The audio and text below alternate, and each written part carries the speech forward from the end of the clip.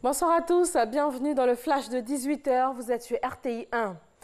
Le système des Nations Unies en Côte d'Ivoire veut renforcer ses relations avec les médias. Une rencontre a récemment eu lieu entre son groupe de communication et la presse pour présenter notamment le bilan des activités des Nations Unies sur le sol ivoirien. La semaine de l'Europe célébrée du 7 au 18 mai. Il s'agit pour cette troisième édition de communiquer sur les actions de l'Union européenne en faveur de la Côte d'Ivoire. Et c'est aussi l'occasion de faire le point de la coopération Union européenne-Côte d'Ivoire, une coopération vieille de 60 ans. La Côte d'Ivoire figure au top 5 des destinations les plus prisées du continent africain, selon une étude réalisée par des agences de voyage.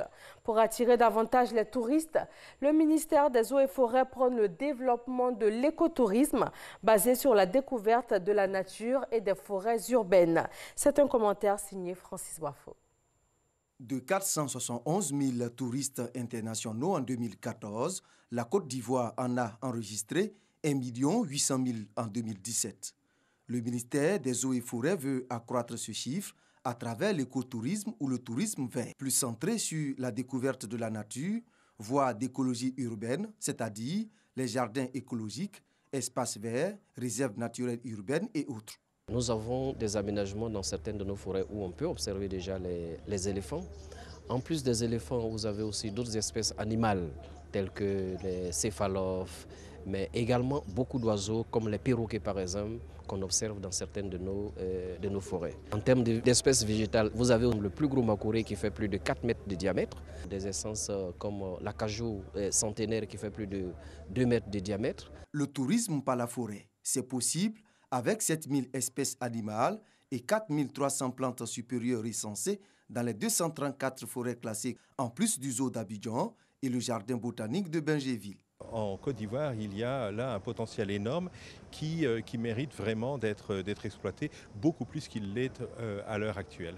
Il est prévu des aménagements forestiers à travers plusieurs villes pour développer le tourisme. À Yamoussoukro, nous avons récemment acquis une forêt urbaine de 223 hectares qui vont être aménagées donc, en partie en jardin botanique, en forêt urbaine et forêt d'agrément avec l'écotourisme qui pourrait être développé au sein de cette ville. Nous avons l'intention avec l'ensemble des communes de développer des forêts urbaines.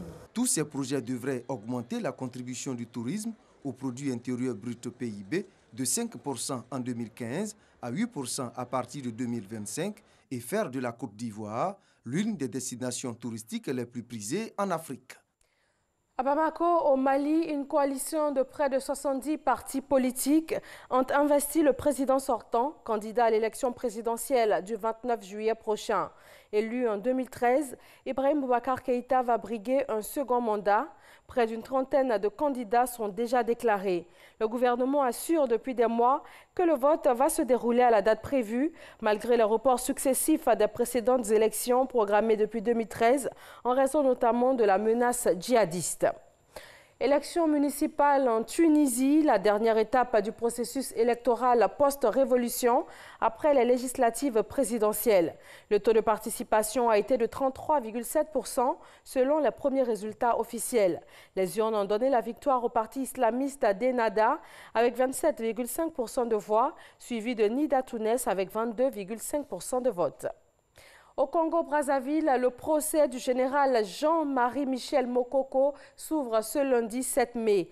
Il est l'ex-chef d'état-major et l'ex-conseiller du président Denis Sassou Nguesso. Le militaire est détenu depuis juin 2016 pour atteinte à la sûreté intérieure de l'État et détention d'armes de guerre. Les avocats de la défense ont saisi le groupe de l'ONU sur la détention arbitraire et promettent de saisir l'Union africaine prochainement. Et voilà pour ce bref point de l'actualité. Merci de l'avoir suivi. Très bonne fin de journée sur RTI 1. Je vous retrouve pour le 20 h, mais suivez tout de suite l'info régionale.